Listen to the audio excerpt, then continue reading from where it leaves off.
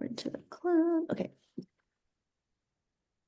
Hi, Mark. Hi, Alex. Thank you both for being here today. I know last session we were talking about some sexual concerns, and I really do appreciate both of you showing up with openness.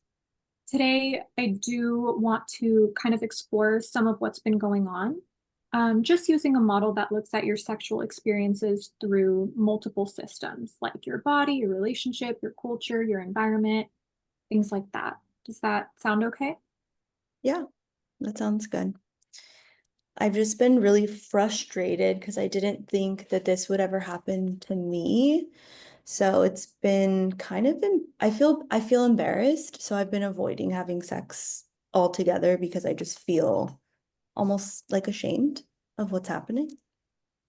Yeah, it's hard to see him like this. And, I don't want to put more stress on him than he's already experiencing, but we definitely seem like roommates right now.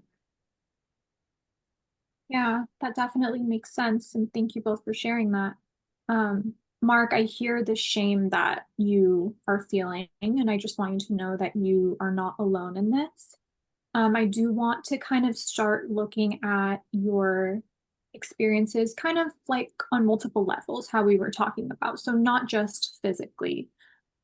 So Mark, if you're okay with it, can you tell me a little bit about what happens for you when you try to be intimate? Yeah, sure. Um, I start worrying even like I start to worry even before we touch. Like even before she touches my hand, I'm like, I'm in my head, I'm worrying about what's gonna happen. Am I gonna be able to get up? If I do get up, is it gonna stay up? My chest starts to tighten. I feel like I have trouble breathing. And I just really get into my head that it's not gonna work. Yeah.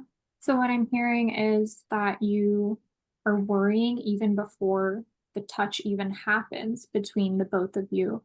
Sounds like that might be some performance anxiety, and your thoughts are kind of triggering a physiological stress response. Would you agree with that? Yeah, and I mean, he completely shuts down. Like, it's not just like his body is rejecting me, it's like he completely, everything shuts down. And I mean, he won't even touch me. We don't cuddle in bed anymore. Yeah. That must be really hard, Alex. Thank you for bringing that up. It sounds like that distance is kind of reinforcing the shame, which is continuing that cycle between the both of you. I just want to take a moment to notice that both of you, it sounds like are feeling disconnected and kind of unsure on how to approach one another. I do want to talk a little bit more about communication, if you guys are both okay with that. Yeah. So, um, Alex, I'll go to you for this. How is your communication about sex and emotional needs right now?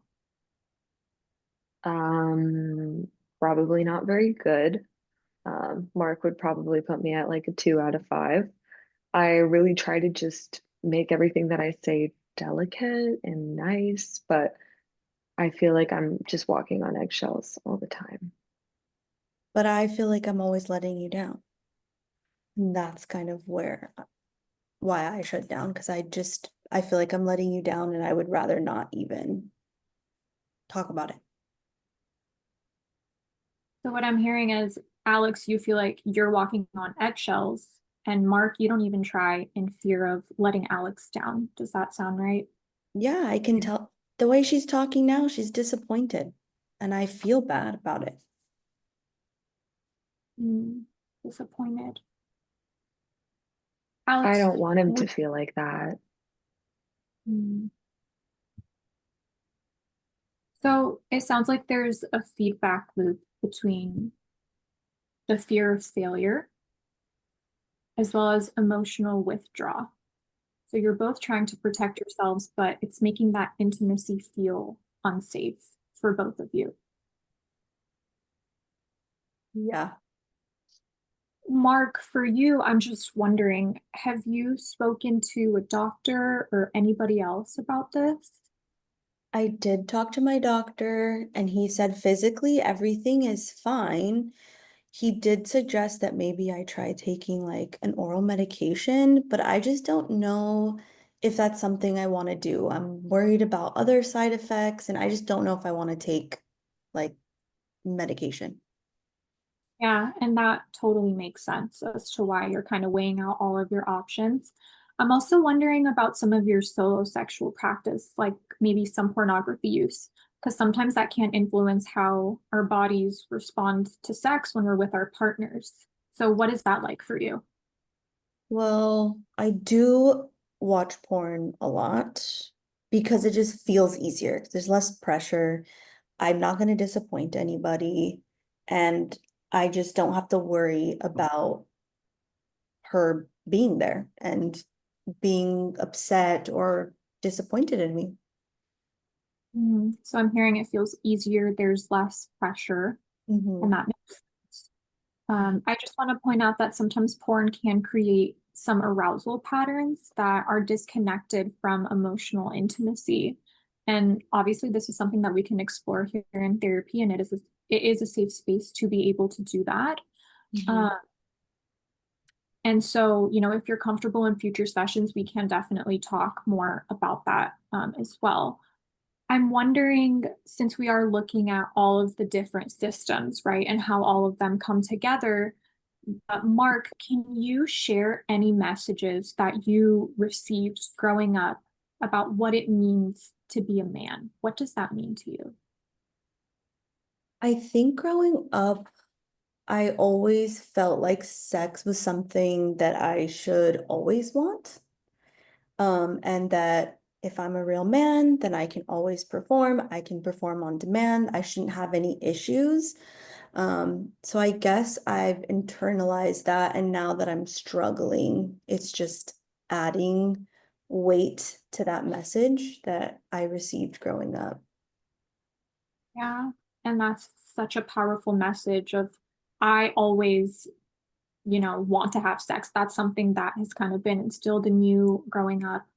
Um, it's powerful, but I also think unrealistic too, because we're all human at the end of the day. And I think that these messages can cause a lot of shame when real life doesn't match what is ideal, right? Um, so for you, I know that these are some of the things that you heard growing up. Mhm. But when did these symptoms begin for you? When did you feel like maybe erectile dysfunction was something that you started to struggle with? Mm, I I think I started to notice it around the same time that my dad passed away, which is about 6 months ago at this point. Yeah, I would say around that time. Mm. 6 months ago when your dad passed. Sounds Hmm. like I would that agree. Yeah. you agreed to that. It's about 6 months ago. Okay. So it sounds like maybe some of that grief is still living in your body. And sometimes our unprocessed emotions show up physically, Hmm. especially with the timeline that you're sharing with me right now. That makes sense. I mean, we haven't really had time for each other since we had kids. So I feel like it's just been a lot of shifts in our dynamic. And I don't know. Yeah, He's definitely been different since his dad died, of course. And, I'm here for that. I get that. But I would say our closeness kind of stopped around the time we had kids. mhm. I don't see it that way. I feel like the kids made us almost closer, but our lives are revolved around the kids. Yeah, Everything we do is for the kids now. I don't even remember the last time we even went on a date, to be honest. right.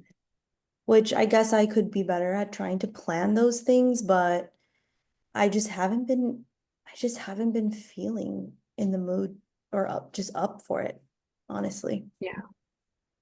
Yeah.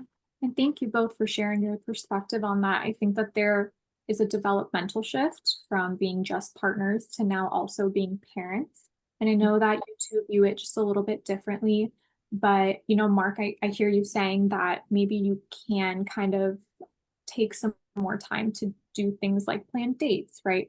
Because kids definitely made your life better as a whole, but there are still some things that came out of that huge transition from being just partners to now also being parents. So I kind of want to talk through some of the things that you guys both mentioned. Um, so we can see, Mark, how your thoughts like "I'm a failure" lead Mhm. to things like anxiety as well as avoidance. Mhm. So avoiding sex essentially is protecting you in the short term, but it's still keeping the cycle going. Yeah. Yeah. I mean, that's exactly what's happening, honestly. I feel like I tell myself one thing and then it just kind of prevents me from taking a step forward. Um, so yeah, I would say you're right. Yeah. And I know we don't have much more time left in the session, but if both of you are okay with it, Mark and Alex, I do want to work with both of you on challenging some of these thoughts, as well as creating experiences that reduce some of that pressure that Mark, you're feeling, and then Alex, for you feeling like you're walking on eggshells, like that's also super exhausting. So working Yeah. through some of those thoughts and creating those new experiences between the both of you, just so that intimacy is being reintroduced slowly without necessarily thinking about the goal of performing perfectly. Mm, that sounds That helpful. sounds good. Yeah. I think both of us, like the reason we're both here is we do want to feel close again. And, we married for love. And obviously, as Mark was saying, we are a team and everything that we do is for our kids. But there is an element that I think both of us are missing. And we want that closeness again, of course. Yeah, I would agree with I agree with her. I honestly hate that this is where we're at in our relationship because we had a great sex life before and I wanted to get back to that. Yeah. Yeah, yeah. And I'm hearing the words from you, Alex, love and team. I can really sense that connection between the both of you. And I know that you guys are showing up week after week wanting to work through this. So I'm here to support you both through it. And if you are both okay with it, we can pick up where we left off next week and maybe try challenging some of those thoughts, some of those negative thoughts that are coming up. Yeah, Yeah. that sounds good. I feel hopeful that this is going to help us a lot. Yeah, me too. I appreciate your help. And yeah, I'm willing to get creative and do whatever I can to prove that, Mark is not a disappointment to me. He's my partner and I'm in this. I'm so sorry. I don't know what else to I say. That's okay. think we're good. Yeah, I think we're good.